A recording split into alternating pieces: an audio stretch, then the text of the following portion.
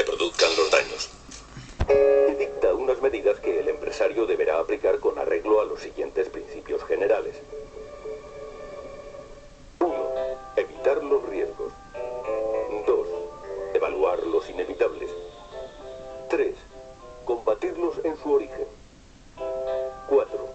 Adaptar el trabajo a la persona. 5. Tener en cuenta la evolución de la técnica. 6. Sustituir lo peligroso. 7. Planificar la actividad preventiva para un periodo determinado, estableciendo fases y prioridades de su desarrollo en función de la magnitud de los riesgos y el número de trabajadores expuestos a ellos. 8.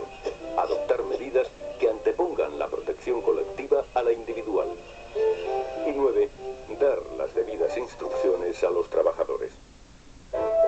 El empresario deberá consultar a los trabajadores y permitir su participación en el marco de todas las cuestiones que afecten a la seguridad y a la salud en el trabajo y organizar por este orden los producidos por sobreesfuerzos, casi una cuarta parte del total, golpes por objetos o herramientas, caídas de personas al mismo nivel, atrapamiento por o entre objetos, caídas de personas a distinto nivel y pisadas sobre objetos, existiendo asimismo otras situaciones de riesgos tales como la exposición a riesgos biológicos e higiénicos, que aun no teniendo la cuantificación de las anteriores, sí tienen una importancia cualitativa elevada. Detallé algunos de estos factores de riesgos y con qué condiciones mínimas de seguridad evitarlos, agrupándolos en 5 grandes apartados. A. Riesgos derivados de la manipulación manual de cargas. B. Riesgos de caídas al mismo o distinto nivel. C. Riesgos derivados de los equipos de trabajo. D. Riesgos de exposición a contactos eléctricos. Y E. Riesgos derivados de la exposición al ruido. A. Riesgos derivados de la manipulación manual de cargas. En este apartado, los factores de riesgos más comunes son 4. 1. Una carga demasiado pesada, o demasiado grande, o difícil de sujetar. 2. Un esfuerzo físico demasiado grande, o realizado cuando el cuerpo está en posición inestable. 3. Un esfuerzo físico demasiado frecuente o prolongado, en el que intervenga en particular la columna vertebral. Y 4. La falta de aptitud física para realizar la tarea en cuestión. Frente a ello, las disposiciones mínimas son 2. 1. Evitar la manipulación manual de cargas. Y 2. Formación e información sobre la forma correcta de manipular las cargas. B. Riesgos de caídas al mismo o distinto nivel. En este apartado, los factores de riesgo más comunes son 4.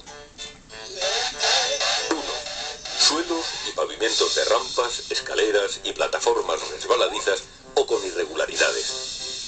2. Falta de orden y limpieza. 3. Aberturas en suelos o lados abiertos de escaleras, rampas, plataformas y muelles. Y 4. Escaleras de mano defectuosas o en mal estado.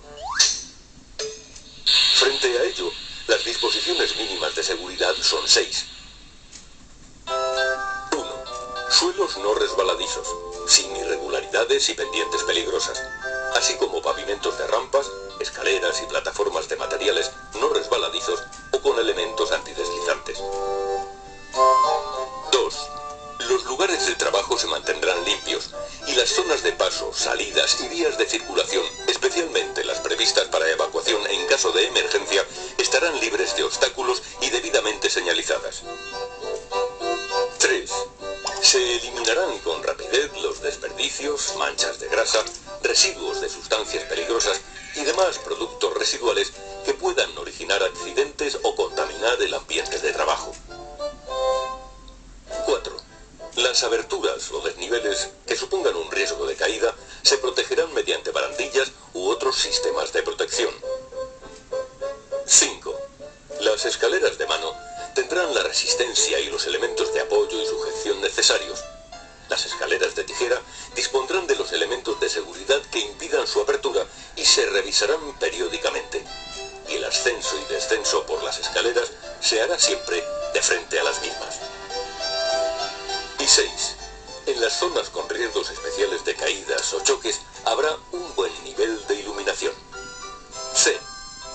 Riesgos derivados de los equipos de trabajo. En este apartado, los factores de riesgos más comunes son 3. 1. Golpes, cortes y atrapamientos con los elementos móviles de los equipos. 2. Proyección de elementos de los equipos. Y 3. Proyección del material que se trabaja. Frente a ello, las disposiciones mínimas de seguridad son 7. 1. Solo se utilizarán los equipos provistos del marcado CE y acompañados de la declaración CE de conformidad.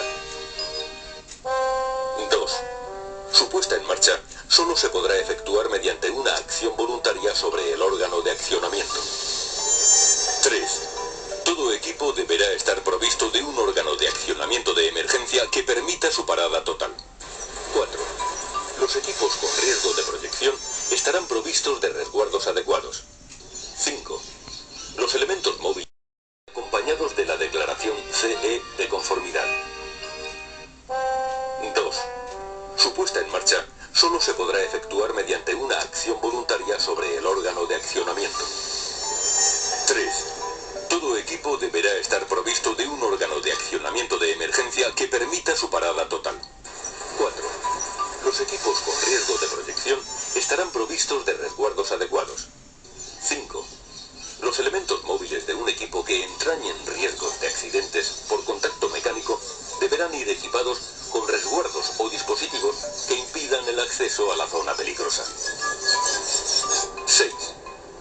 Las operaciones de mantenimiento, ajuste, desbloqueo, revisión o reparación de los equipos se realizarán tras haber parado y desconectado el equipo y haber tomado las medidas necesarias para evitar su puesta en marcha o conexión accidental. Y 7. Las herramientas manuales deberán ser de características y tamaños adecuados a la operación a realizar. D. Riesgos de exposición a contactos eléctricos. En este apartado, los factores de riesgos más comunes son 2. 1. Contactos directos. Y 2. Contactos indirectos. Frente a ello, las condiciones mínimas de seguridad guardan relación con lo dispuesto en la normativa específica sobre instalaciones eléctricas, a saber, 4 normas esenciales. 1. Las instalaciones eléctricas no deberán entrañar riesgos de electrocución. 2. Los trabajadores deberán estar debidamente protegidos contra los riesgos de accidente causados por contactos directos o indirectos. 3. Las instalaciones eléctricas y los dispositivos de protección deberán tener en cuenta la tensión, los factores externos condicionantes y la competencia de las personas que tengan acceso a las partes de la instalación. Y 4. En los trabajos a realizar en los locales húmedos se extremarán las medidas de seguridad. La acumulación de gases o polvos combustibles pueden dar origen a incendios o explosiones. E. Riesgos derivados de la exposición al ruido. Frente a estos riesgos, las condiciones mínimas de prevención guardan relación con lo dispuesto en la normativa específica. Con estos ejemplos, les hemos querido mostrar que estamos hablando de una ley que persigue, ante todo, crear una auténtica